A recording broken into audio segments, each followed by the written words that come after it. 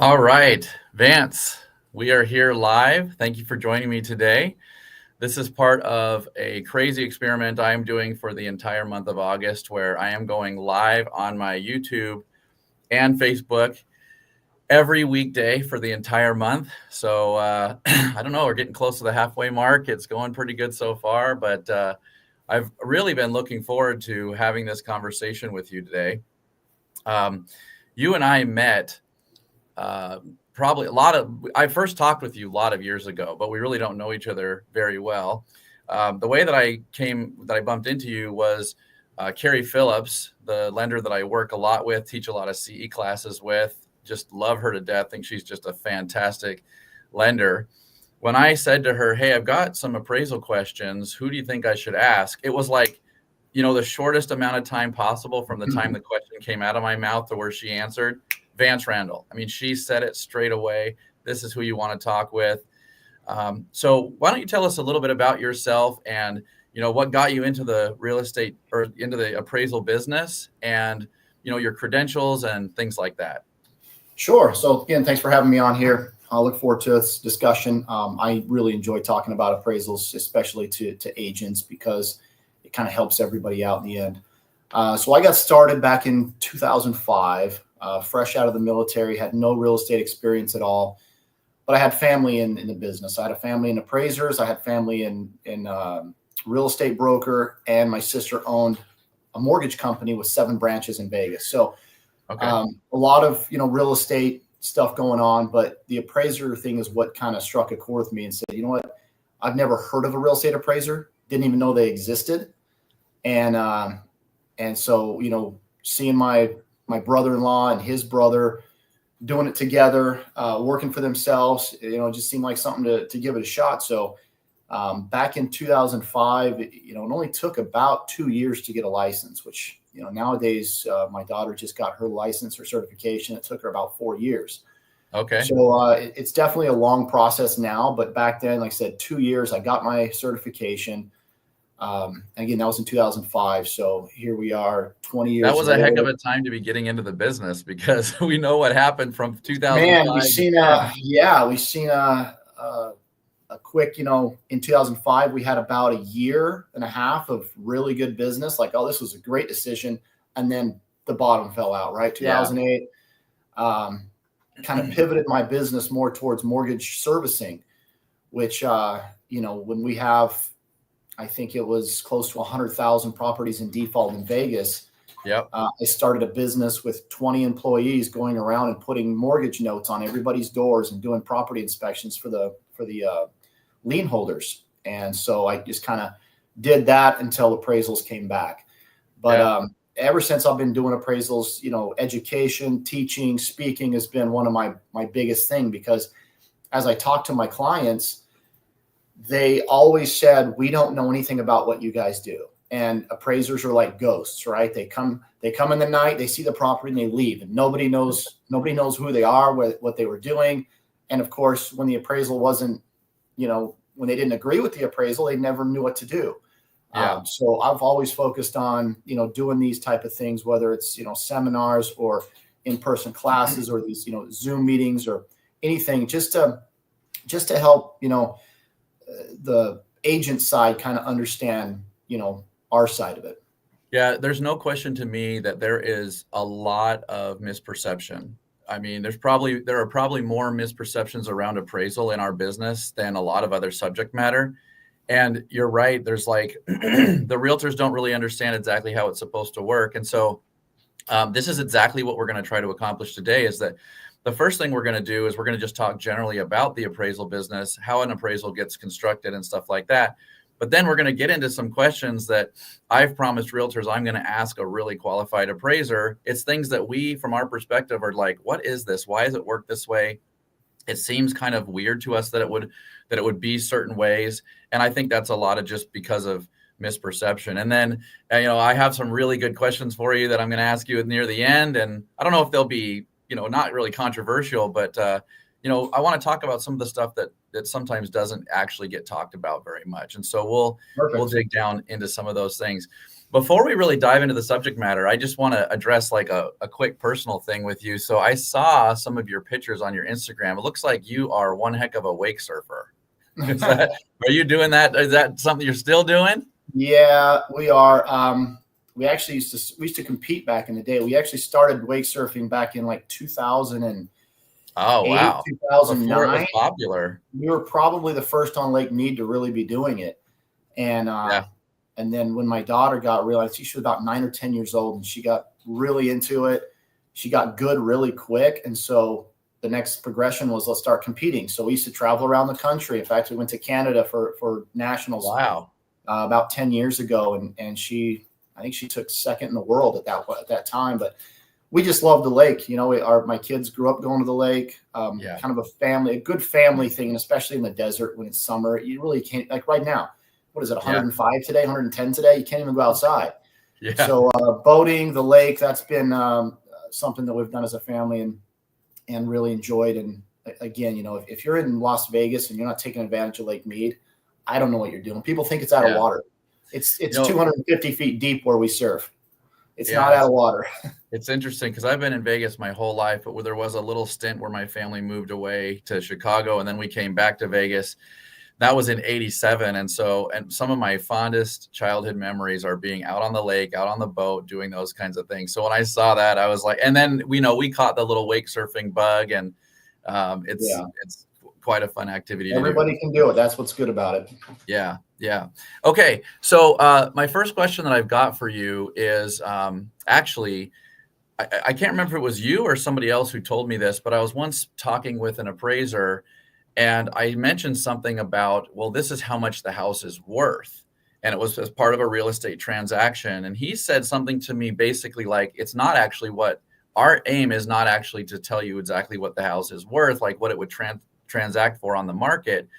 Our aim is to tell the bank that they have sufficient collateral in the loan. So tell us a little bit about that and why that is. Yeah, you're exactly right. You know, some people confuse who the client is for the appraiser because they pay for it, right? The borrower, the buyer, they usually pay for the appraisal. So they think they're the client when in reality, they're not. The client's the lender.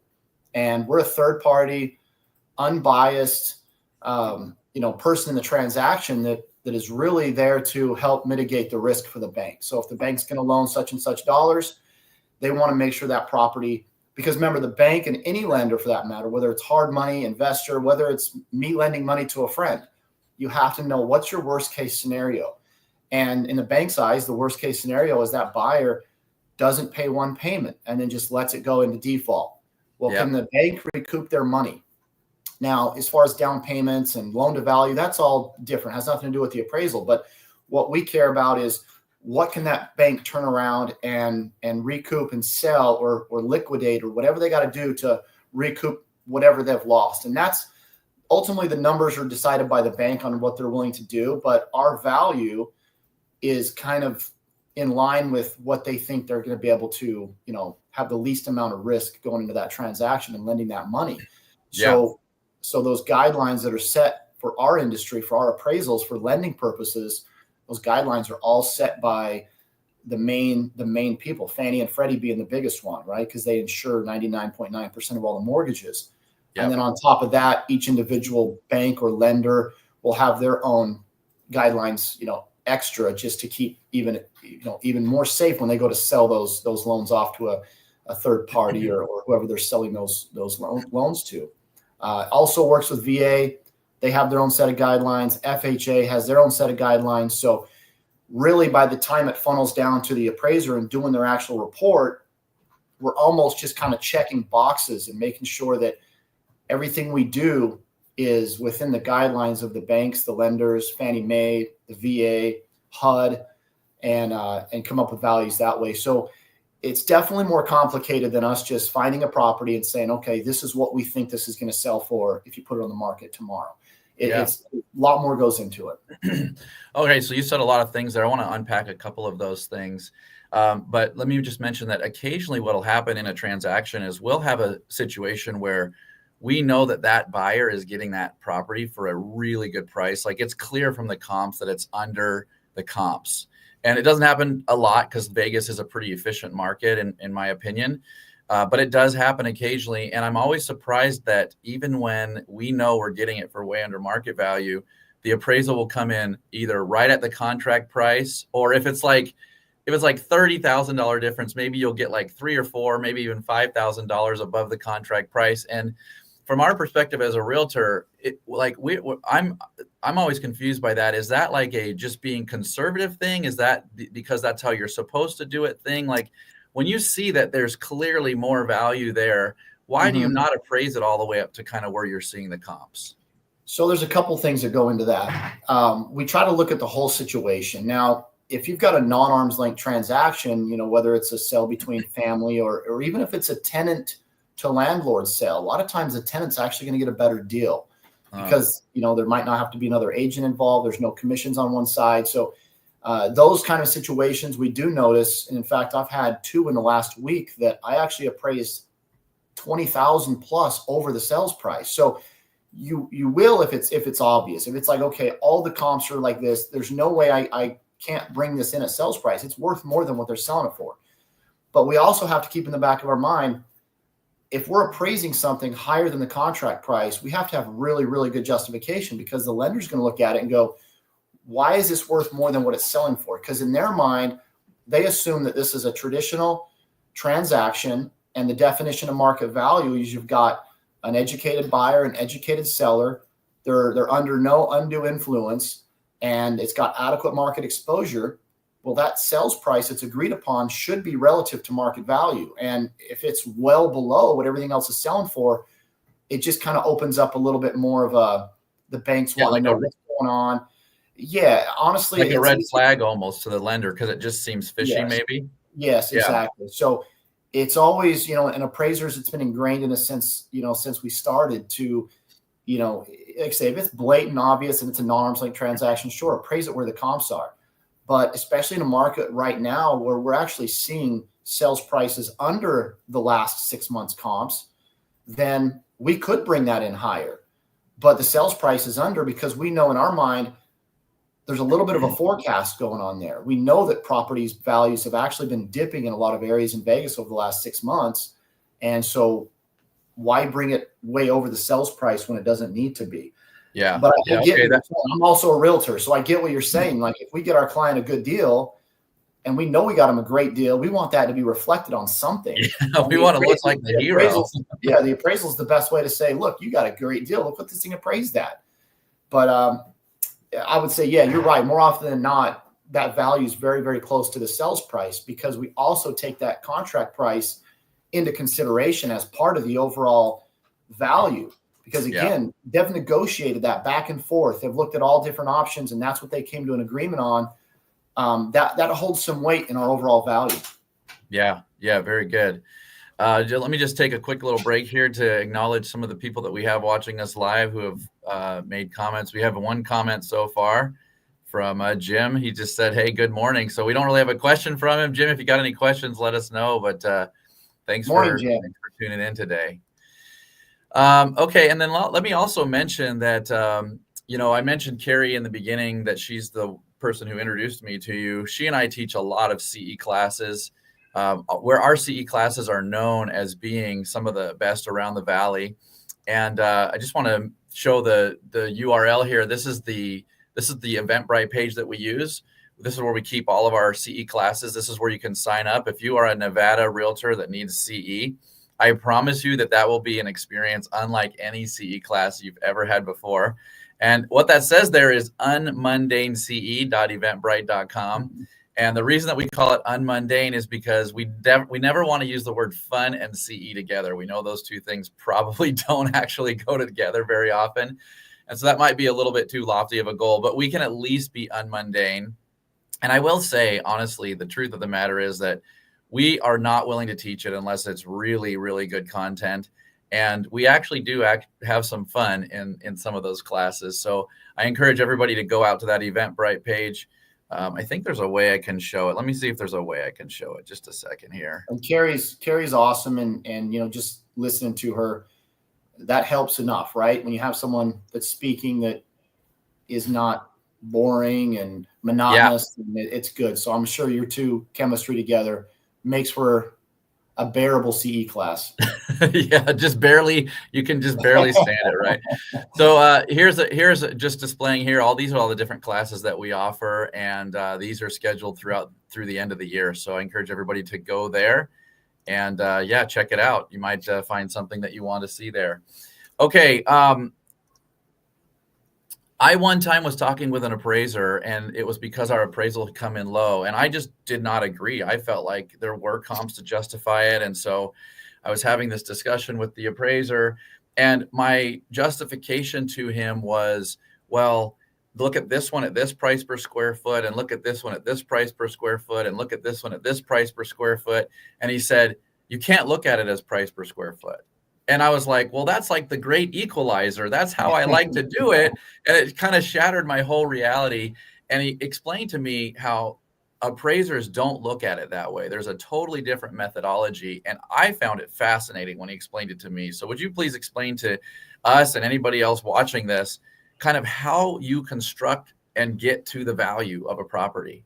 Sure. Yeah. And he's right. He's 100% right. Appraisers were never taught.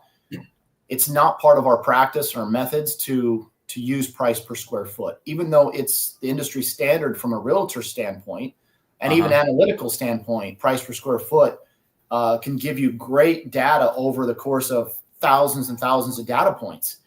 But when it comes to value, price per square foot can really, really get you in trouble, because as property sizes change, price per square foot changes dramatically. Yeah, it's not linear for sure. Yes, I'll have a property that maybe an agent is trying to come up with a value on, and they'll use smaller homes and apply that price per square foot to their bigger home, and it will inflate it. But then they'll show it to me, and I'll be like, well, let's go the opposite direction. Let's find a home bigger and apply its price per square foot to it and watch how much it drops. So it's never been an accurate valuation method to use price per square foot, unless you've got a lot of equals. You've got a track home community with a lot of similar homes, then you could definitely use it as some good data points. But really, constructing an appraisal, from the beginning is still based on the sales comparison approach 99% of the time. Because remember, we've got three approaches to value. You can do an income approach, you can do a cost approach, and then you can do the industry standard for bank lending, which is the sales comparison approach. So wait, let's just break that down really quick. So the income approach is like, if it were an investment property, what is it going to drive to? What are the rents going to be? And then what is that going to drive to, like a cap rate? And then that would help you come up with a value? Yeah. How much? Okay. And that's how a lot of commercial appraisals are done. When you're looking at hotels or apartment buildings or, big multi-units, how much income is it going to generate directly correlates with the value of that property. Like if you're selling a commercial office building, you want to know those rents and you want to know those expenses, and you want to get all that information so that you can get an accurate, cap rate and then determine what it's worth based on that income generation. So do you ever do where you use multiple of those three, or are you always picking one of those three that says, this is how I came to the value? So when it comes to lending, and again, a lot of this I'm gonna correlate with lending work, because again, our guidelines are set by the lenders, by Fannie Mae. So anytime I'm talking about lending work, we have to do stuff a certain way. And the only, in 20 years, the only way that the bank has accepted an appraised value is if it's based 100% on the sales comparison approach. Oh, okay. Now you can use the other approaches for support. For example, a lot of banks want the cost approach done because they want it done for insurable value. They don't care what the cost approach does as far as market value. They just want to know the cost approach so they can get an accurate indication of how much to insure that property for. It's really not supposed to be used for insurable value, but they use it. And then income approach. We'll do income approach on, income producing properties like fourplexes, duplexes. And then if we have a property that is a rental and the investor's getting a loan on it or getting a loan against it, or however they're doing it, selling it, but it's going to be sold to an investor as well to keep as a rental, they'll want to know the income approach, because they want an idea of what it's going to rent for, how much money it's going to generate, because they're going to apply that income as either part of the borrower's qualification income, or they're just going to, be able to know that they're going to be okay with this, this rent amount. These are the market rents. So we have done them before and we still do them all the time. But again, when it comes to the actual value of the property that the bank cares about, it's all done on sales comparison. Okay, so then let's just address really quickly the cost approach, just so we can get that one out of the way. So that cost approach, the way I understand it is, and this is going to be just in very layman's terms, but basically what it would cost to replace that existing house. If you had to create it today, it would cost you about this much to do it. Exactly. So we're going to go off of site value, how much the land costs to acquire, site improvements, and then all the other improvements to the property minus depreciation costs. So you got cost minus depreciation, including site value, and you're going to come up with a replacement cost, and that's your value as of using the cost approach. So it's very by the book. We use cost estimator services like Marshall and Swift, or dwellingcost.net. So there's different publications out there, because appraisers aren't contractors, nor are we experts in building costs. But what we are experts in is knowing how much that land is worth, how much roughly it costs to improve that land to a buildable site. Because again, even though we're not contractors, we have to have a pretty good understanding of how much it costs to bring utilities to a property, how much it costs to get sewer to a property. Does the property have access to sewer, which is a whole nother discussion, by the way. We've got a moratorium on septic tanks in Vegas, by the way. Mm-hmm. So you've got a lot of these vacant lots that have no immediate access to city sewer, and they're being literally liquidated for $20,000 for a half-acre lot. People don't know about this, but the people that do know are making a fortune right now because they know how to bring that sewer to the property. Yeah. Because without sewer access, the property's essentially worthless because you can't put a septic tank on it. Yeah. So anyway, that's a whole other discussion. But that's in essence what the cost approach is doing is giving those numbers, and then everything else is by the book. It's by a cost estimator, knowing this is how big my dwelling is. It's a 1-story versus a 2-story. If it's a 2-story, this is how much it's going to cost to basically build the frame out, do the concrete, all that kind of stuff just gets loaded in, and using again a Swift estimator of some sort. There's a few out there. Yep. And then we come up with a value on replacement, not reproduction, because there's two different ones. We can do a reproduction cost, but that's a lot more difficult and it doesn't really apply. When you're talking about maybe a historical building, let's say one of the Boulder City dam buildings that were built in like the 1930s or 40s. It's a historic street. Those homes might be 700-800 square feet, but they sell for $700,000 because of the fact that it's a historical building. So then when you're talking, what's the reproduction cost of that historical building? It would be through the roof, because now you got to reproduce that exact historical building using historical materials, like really trying to get it back to how it was. We just don't see that very often. So everything we do is replacement cost. All right. So before we go into the sales comparison approach, let me just put your contact information up on the screen so that if there's anybody watching that wants to reach you, whether you're seeing this live or through replay, if you are watching live, be sure to comment and give us your questions. We have somebody here who is a super experienced appraiser. So any of your appraisal questions, whether you're a realtor or you're a buyer or a seller, any questions or comments that you have, we will definitely address those. And then if you need to reach Vance for whatever reason, after this conversation that he and I are having together, that is his contact information right there. And I just want to kind of tease the end here. We're going to talk about solar. I'm having a lot of problems right now with transactions that have solar, and especially on the listing side, just trying to get these listings sold. The solar is kind of becoming a sticking point. And so I definitely have some very good questions for you about that and appraisal. Okay, so when you do the sales comparison approach, I know that we could get way down into the weeds on that, and I don't want to do that today. But what generally are you doing? Are you looking for certain comps and then making adjustments on those comparables to try to come up with some value of that particular property? Yeah, exactly. We're comparing other cells to the subject and then adjusting those comparable cells in areas of dissimilarity to the subject. And those adjustments can be done in a multitude of ways.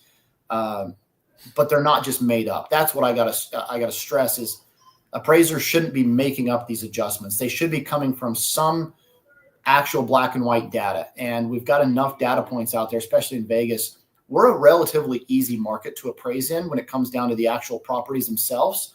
What makes Vegas a little bit difficult compared to some other places is we're also a transient city, but we also have been so heavily reliable on tourism, discretionary income, that our markets can have big swings up and down. Whereas, you go to a place like Buffalo, New York, and it's relatively stable. Even through the crazy real estate we'll have, you might see 3-4% appreciation per year, either direction. And in Vegas, you can all of a sudden see a 10% change in 6 months. Yeah. So that's what makes it a little bit more difficult appraising here.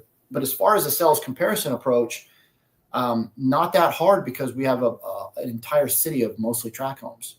Yeah. And so finding, what we call substitute properties is usually not that difficult, unless we're dealing with, some custom homes here and there. But sales comparison approach, go ahead.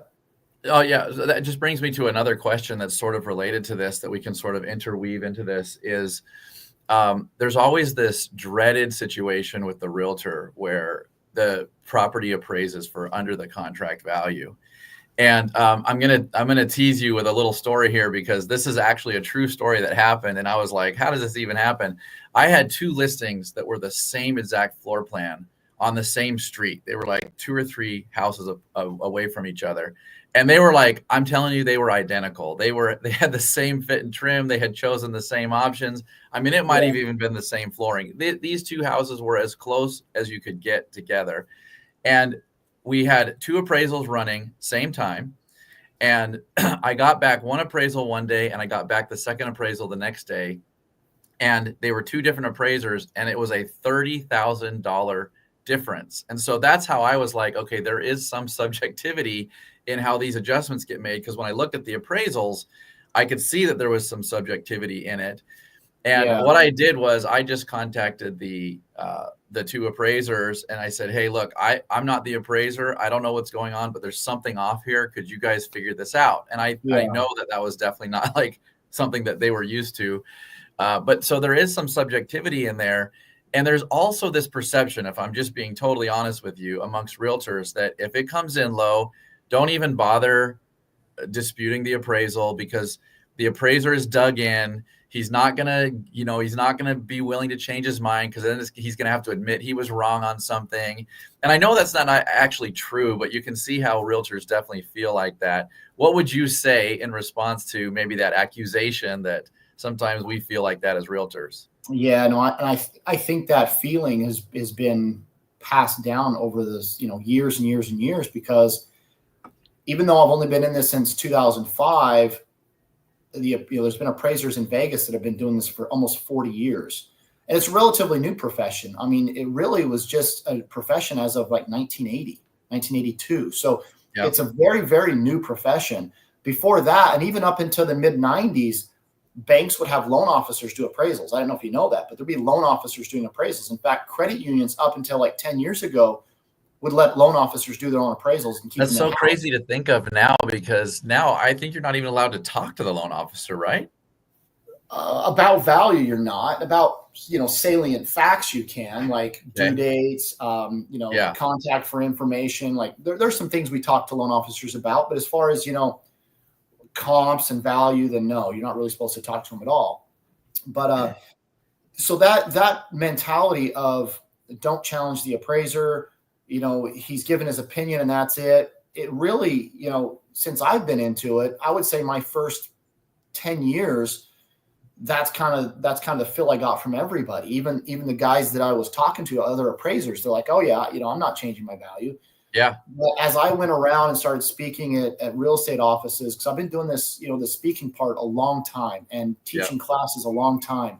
And one of my goals in doing that was to let the agents know, let the buyers know that, you guys do have recourse, you have options. And if you go about it the right way, then most appraisers, at least most of them that I deal with on a daily basis, because we're all kind of a close family here. There are some people that kind of do their own thing and stay out of the light. But, I probably talk to 10 appraisers every month, different appraisers.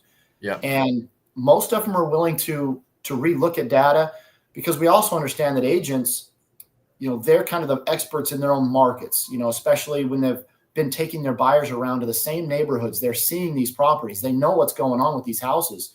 And so when they come to me and say, hey, Vance, I looked at the appraisal, I don't think this was a good comp, or for whatever reason, this doesn't look right, or this wasn't right, or I know something about this sell that you might not know, then we're always willing to look at it. Because if in their mind, and they've done all the work, they've been taking these people around, they know that this house is worth more. There's no way they can buy it for this certain price, even though we appraised it low, then I'll always listen to them. I've never just said, no, I'm not going to listen to anything you say.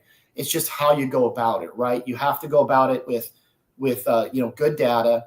Yep. You have to kind of understand how the appraiser has to do their job, because if you're giving them something that's just completely out of the guidelines of being able to use, then they're going to discount everything else after that. Because I've had that. I've had reconsideration of values come over my desk on properties, and I'll look at their suggested comps, and 2 of the comps are already in my report. Yeah. And immediately I discount everything else they say. And so you really have to either, one, enlist an appraiser to help you with it, or, watch stuff like this and learn about appraisals. But yeah, it's definitely something that, if you're familiar with how we select comparable sales, and you kind of start looking at the market like an appraiser, then you should understand how we got to our value, or you should understand how to kind of challenge that value a little bit. Yeah.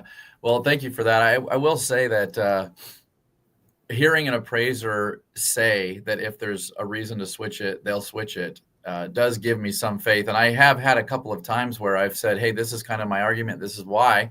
And I've had the appraiser say, yeah, I mean, that can fit within the boundaries of reasonability. And so, yeah, I'll make the change. And so he has made the change to help us get that transaction completed, and was still totally compliant with all of the rules of that appraisal. Exactly. Okay. Before we jump into solar, let me just mention a couple of things. Any realtors that are watching live or on replay, even if you're watching on replay, you can put comments and questions into the comments section, and we will be sure to loop back around and get those questions answered for you. It's happened a few times with some of these live streams where someone watched it on replay, they've asked a question, and I've been sure to get back to them with that answer. So don't feel like you have to be asking questions only if it's live. We'd love to have those questions come to us, and I'm happy to put you in touch with Vance if it's appraisal related and above my pay grade and need him to answer it. You may have also noticed that in the upper corner of this live stream, there is a Scan Me QR code, and that QR code will take you directly to my calendar. So I mentioned the CE. I teach 100 hours a year of free CE. And I do that because I really want to contribute back to the Realtor group. I have a little bit of a mission going on where I want to provide Realtors the best environment for success that they can possibly have. And so there's going to be somebody watching this who is either has a question about real estate, or is struggling with something, or wants to improve their business. And I've now coached and mentored hundreds of agents over the years. And I'm happy to have a conversation with you where I'll give you some of my time. You can scan that code. It will take you straight to my calendar, and you can pick the time that's most convenient for you. So go ahead and do that if that's something that you would like to do. Okay, so Vance, let's jump over to solar. And I know there's a million places we can go on solar, but let me just ask you this, some general kind of yes or no questions, and then we can porpoise down into some of these things a little bit more. Is it ever the case where if somebody has solar on their house that is paid off, that adds value to the appraisal? Are appraisers giving value to that as like an extra asset in that property? I would say most appraisers, yes. Most appraisers are giving value to fully paid off, owned solar. It's how they go about giving value is usually where the question comes in. Because if you're looking, and again, in a minute, I'd like to bring up that document, which is just the sales comparison grid of an appraisal. It's just a blank sales comparison grid.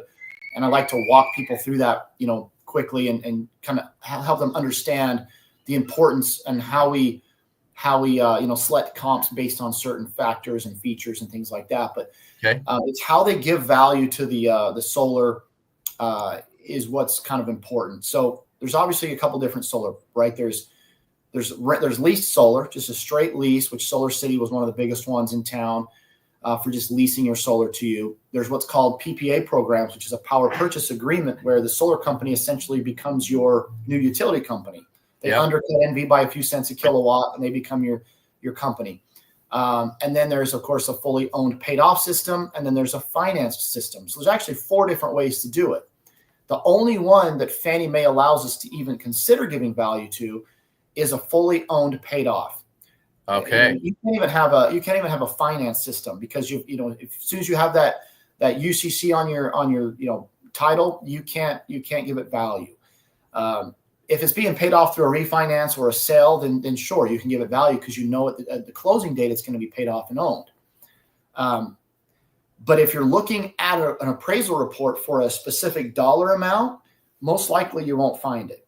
And the reason that being said is because there's a couple of ways you can value a feature on a property. And in this case, we're going to talk about solar, is by paired sales analysis, or by the cost analysis, or by the income analysis. Those are kind of the 3 ways you can compare a feature from a comparable to the subject.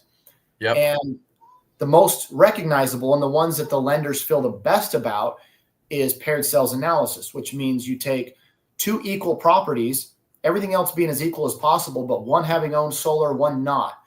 Gotcha. Those 2 sales prices should be different.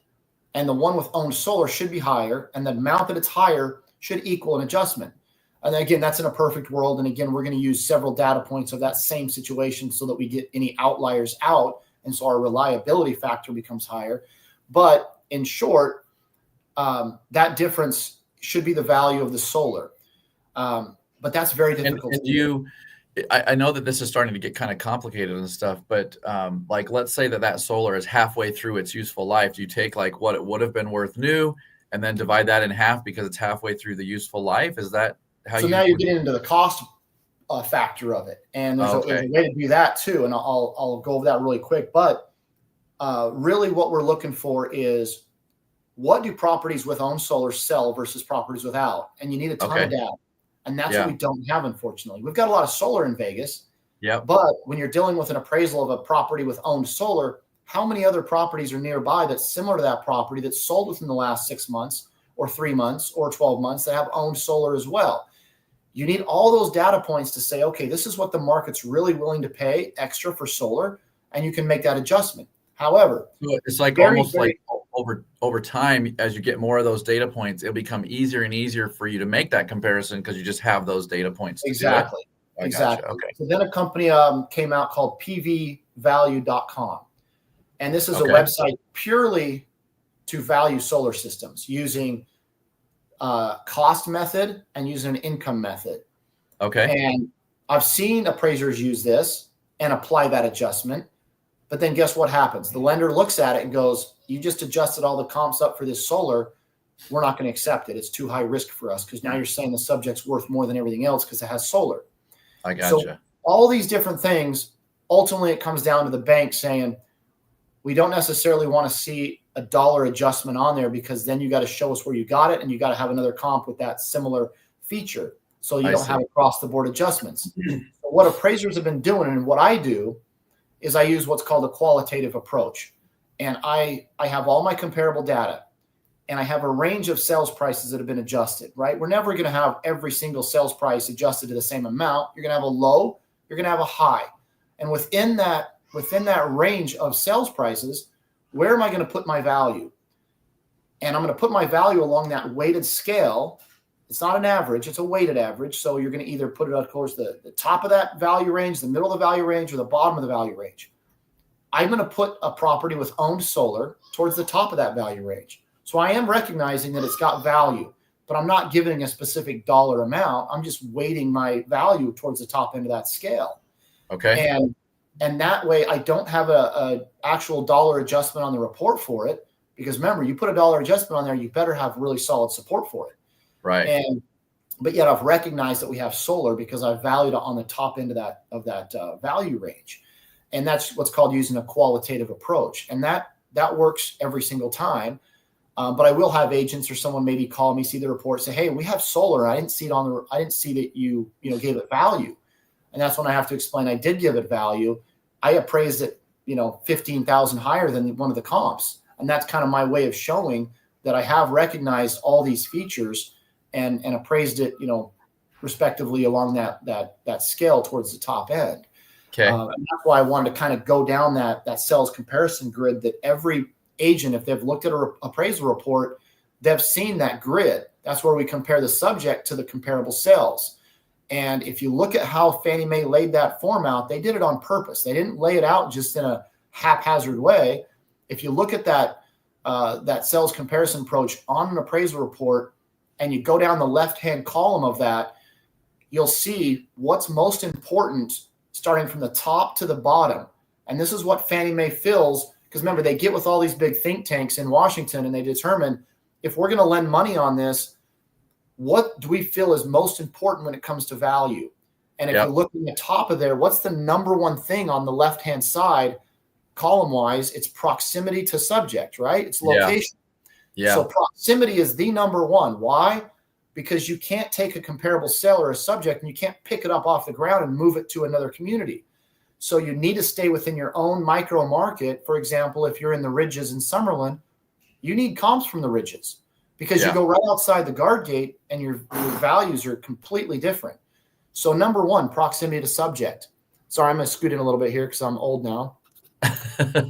Number two, you've got, you got some factual data like your sales price, but then you've got your actual time of sale. So you'll see that it says date of sale. That's under sales and financing. Because remember, sales and financing concessions got to come off the top right away. Yeah. If I sold a home for $500,000, but my seller gave $20,000 in contributions, then really that property sold for $480,000. It didn't sell for $500,000. Right. Because it wouldn't have sold for $500,000 because they probably weren't willing to pay that much for it. But they bumped that sales price up so they can get some contributions. So take that off the top. Now you're dealing with the true sales price of the property. And then date of sale is super important. Why? Because markets change constantly. And whatever market you're in, if I go back a year and a half and use comparable sales, they're clearly going to be different than they are today. And as we move down, you'll see stuff like location, stuff like views, because these are super important because, again, you have a golf course view, you have a comp without a golf course view, you can't move that comp into a golf course view. Then you'll have stuff like site size. It's another thing that you can't change on a property. You can't add to your site size. You can't take away from your site size. So you have a property with a 10,000 square foot lot. You have a property with a 5,000 square foot lot. There's value in that extra land. And then my point to this whole thing is as you move down, you get to the stuff where most agents feel it's important. And if you notice, at the very bottom of that important list is stuff like upgrades. Stuff like patios, stuff like fireplaces, energy efficient items.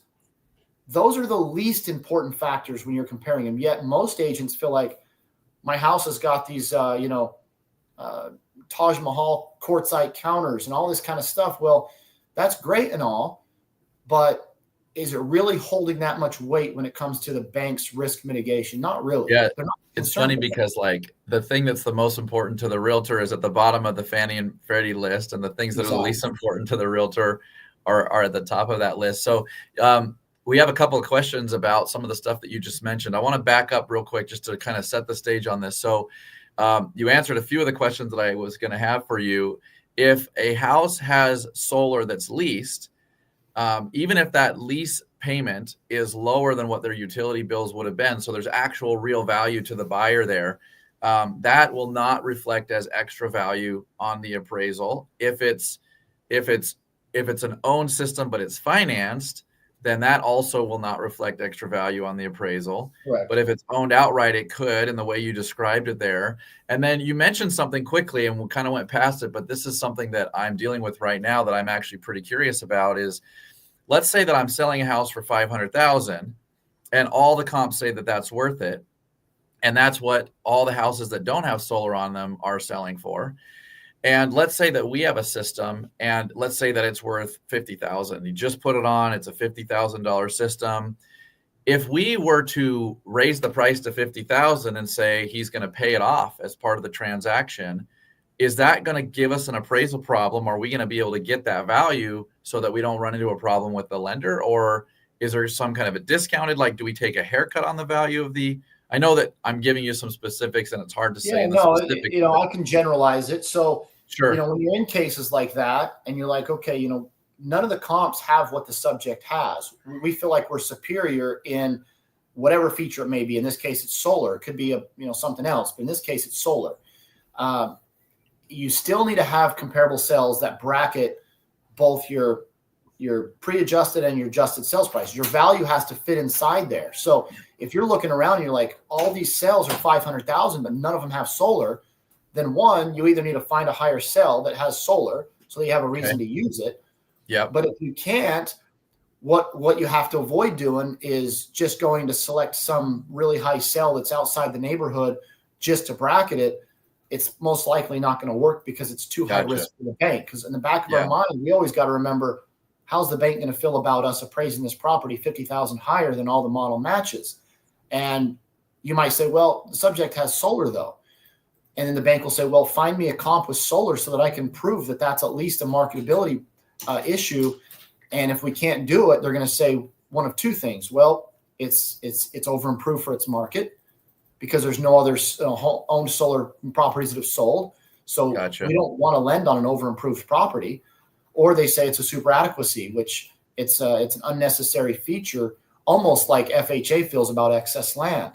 If you have the largest lot in the area and there's nobody else that has a lot that big, unfortunately, that person's not going to get extra value for that additional lot because there's nothing else in there like it. Because remember, that's crazy because banks always want to work in the middle.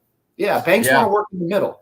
They don't want to work on the lowest, crappiest property in the neighborhood. They also don't want to work on the nicest home in the neighborhood. They want to function right in the middle because, again, that's less risk for them when they're lending their money.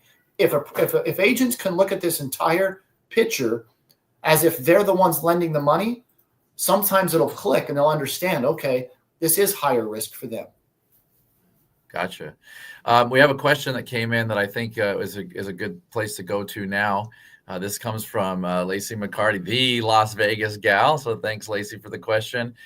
Do appraisers feel pressure to keep up with the sometimes fast changes in value up or down in the Vegas market? Like you mentioned, we see this. So what's it like from your perspective? No, awesome question. That's actually really good because I actually had this discussion twice in the last week. It sucks right now. Appraising when the market has these changes is very difficult because appraisers lag behind the market. And the reason we lag behind is because we're not allowed to forecast our values. We have to give a value as of that date. So looking ahead doesn't really work. Even though we include listings and most lenders want to see listings in their report, active listings and pendings, we as a value have to use that actual date and what's happened in the past. So as we're looking at comps from 60, 90, 120 days ago, we're using those comps for our current value because they're sold comps and we have to do that. And so when the market has shifts like it has over the last 8 to 10 months, we as an appraiser lag behind because we're seeing these sales and these sales are actually lower than what the comps are. And so we're like struggling to go, well, man, I could really appraise this 30, 40,000 over the sales price. But I know in my mind, I would be doing a disservice because it's not going to be worth that once these new comps sell in the next month or two. Right. It also works the opposite direction. Actually, it's more difficult the opposite way because we have a lot more pushback. When the market's rising and it's rising at a more than an average 2 or 3% a year, then we're going to struggle because, again, we're using old sales. So then agents will ask me, well, how does the market ever go up then if you can only use sales that are in the past and our values are climbing? Because let's say we're going to get a couple interest rate cuts this year. I pray for it because I'm also a home flipper. So I pray for interest rates to drop. If they do drop, what it's going to cause? It's going to cause another kind of a rush to the market. I mean, I don't know if you guys know, but we have like 12,000 homes in the market right now. Yeah. And our absorption rate's around 19%. And I would recommend, if there's any agents out there watching this, if you don't know how to calculate an absorption rate, you're doing yourself and your clients a huge disservice. You need to track absorption rates regularly because they're a direct indicator of what the market's doing. And at 19%, even though it's considered within a normal range, it's kind of starting to get on that lower end, because we were at 22% 6-8 months ago. So we've had about 3,200 sales in the last 30 days. We've got about 12,000 sales in the market. It's an easy calculation. That tells us that as you know, if we get those interest rates drops, we're going to have another kind of flood to the market. These homes are going to be gone. Prices are going to go right back up, and they're going to probably go up pretty sharply, because everybody that was waiting for those buyers, now you're going to have maybe 1 or 2 buyers trying to get your one property. They're going to kind of bid it back up to where it would have sold last summer. And now appraisers' jobs are to try to figure out, okay, how am I going to support this value when I know the sales from February to July were terrible?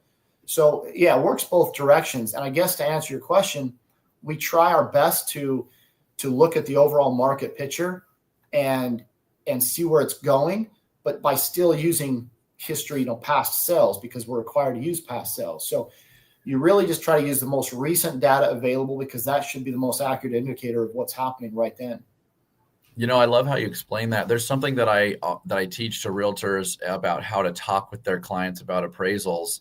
And I've never known if appraisers would see it from this same perspective, but it feels to me like there's like a pendulum that swings, where sometimes it's way over here and houses are appraising for really, they're all appraising. And I'm thinking, man, I'm not sure it should have even got that value. And then it seems to kind of swing back. Sometimes it's way over on the other side, where it feels like everything is coming in under value. And I think what I'm describing there is that lag that you were just describing of the timing of those kinds of things. So I really appreciate that. We do have another question here from Lacey. She's asking, do you take into account the reason for selling, like divorce, death, etc.? Does that factor into the appraisal? If there's some abnormal sales price, if you're talking about a liquidation value or like a fire sale, or divorce, death, there's all those reasons for sale. A lot of times we don't know those reasons. If someone's getting a loan and we're doing it for the bank, all we know is we've got a buyer and a seller, we've got a contract price, and we get the contract, but of course the contract's not going to say in there why they're selling it. So we go off that information, and then we simply just report the market. Because remember, appraisers' jobs are we don't come up with value. We do have to put our value opinion on a report, but we don't really we don't just make it up. We just report the market. That's what appraisers' main job is to do, is to report the market. We report the market using a certain way, using a form, which is an appraisal form, and then ultimately making those adjustments based on, a lot of data points, linear regression, big data analysis, all these fancy, stupid statistic words that we have to use, and then report the market. As far as the reason for sale, if we have an abnormally low sales price, then I'll ask the agent, hey, I know this thing's been sold for well under all the comps. What's the situation? They might say, well, it's a divorce, or it's a relocation. They had to move quickly, or someone lost their job and they had to just sell, or they're going to face foreclosure, so they just did a quick liquidation sell before it went into foreclosure. So yeah, there are different scenarios, but ultimately, does it affect the value? Not really. The value is still going to be based on what traditional arm's length. And again, that's actually in the appraisal report. When we use a comparable sale, we have to note whether it was an arm's length traditional sale. Because if it wasn't, like if it was an REO sale or a short sale, and we're using it in our report, we better have a good reason why we're using it. It better be in a market like 2010 or 2009, when there was tons of short sales. So those short sales foreclosures were actually our value indicators. They drove the market. But nowadays, we don't have that. We have a normal amount of foreclosures and short sales. Yeah, cool. For everybody who's watching this, I want to just mention that our realtor group is something that we call the Synergy Community. And every year, our brokerage does a day of service. And the Synergy Community in Nevada is kind of like the leader of this particular activity that we do. And so we kind of spearhead our day of service. And every year we try to focus on a veteran and benefit a veteran. Usually that's through a huge renovation of their house. I'm talking about like between $50,000 and $60,000 of renovation value. This year is no different. And we're doing this on October 6th. And this year's recipient is kind of special because his name is Bob. Bob has a nonprofit foundation kind of organization that is there to support and benefit the other veterans. And so he has a meeting place there at his home where veterans can come to get support and talk with each other. And when we saw that location, we said, okay, this is good, but this is something we can definitely improve upon. And so this year, that's who's going to be our recipient. And it's great because when we bless Bob, we bless all those other veterans as well. So in the description of this video, there's a link for our Eventbrite page for that, where you can sign up to come and help us that day. And then even if you can come help us that day, we'd also ask that you would maybe contribute a little bit to it by donating. There's a second link that's a donation page, and every little bit counts. We're trying to, we get a lot of our materials donated by contractors and stuff for this event, but we do need to raise some in cash, and we're trying to raise, our goal is to raise $25,000. We're probably $6,000 or $7,000 into raising that. And so anything that anybody can contribute, we definitely very, very much appreciate. We had one more comment here from Lacey. Cody, please do a class on absorption rate. You know, what's interesting is that I have been writing a CE class that is all about mortgages and stuff. And we already have a few that are about mortgages, but part of it is going to be a section on appraisal. And it's part of the reason I wanted to have this conversation with you, so I could educate myself a little bit there, find the stuff that would be compelling to realtors. And we definitely, now that you said so strongly that we'd be doing ourselves a disservice if we don't know how to calculate that, we'll be including that in that CE class. So thank you for that comment, Lacey, and thank you, Vance, for mentioning that. I want to just wrap this up by mentioning something super exciting that I'm doing in the month of September. I'm starting it in the month of September.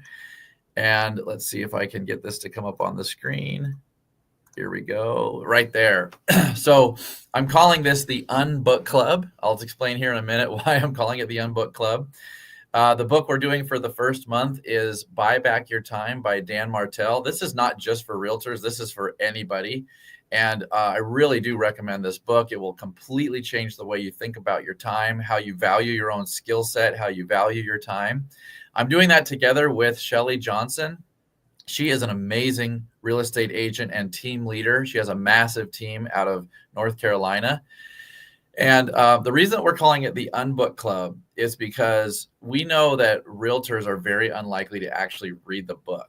So what we say is, we'll do the reading, we'll do all that work, we'll come up with the topics, we'll do all the thinking. All you need to do is show up on September 17th.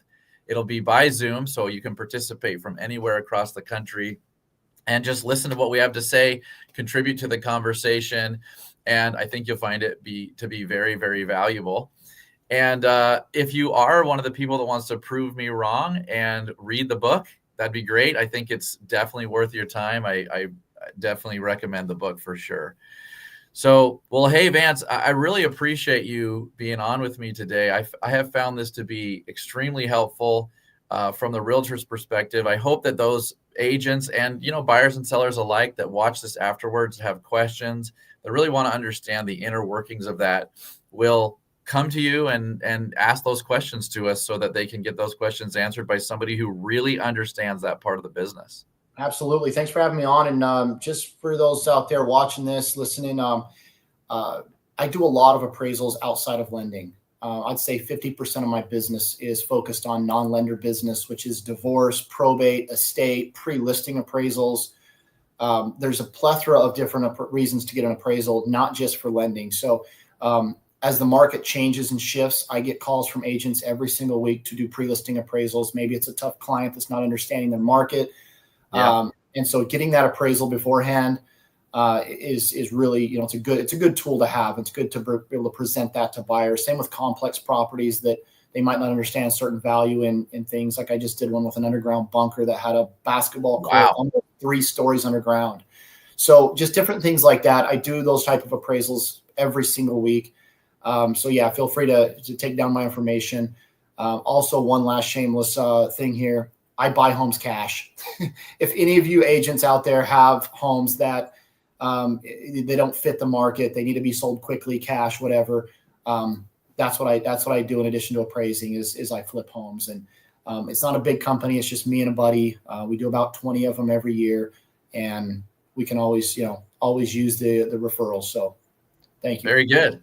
Yeah. So if anybody has something like that to discuss with Vance, his contact information is right there on the screen. I'll just remind you that the QR code in the corner is how you can go directly to my calendar and schedule time with me. I genuinely am willing to give my time to any realtor, whether you are experienced or new, whether you're doing, not so great or you're doing fantastic. I think that our conversation would be of value to you. So please do scan that code and make an appointment to talk with me. And thanks again, Vance. And hopefully everybody will join me tomorrow, because I have another live stream tomorrow as well.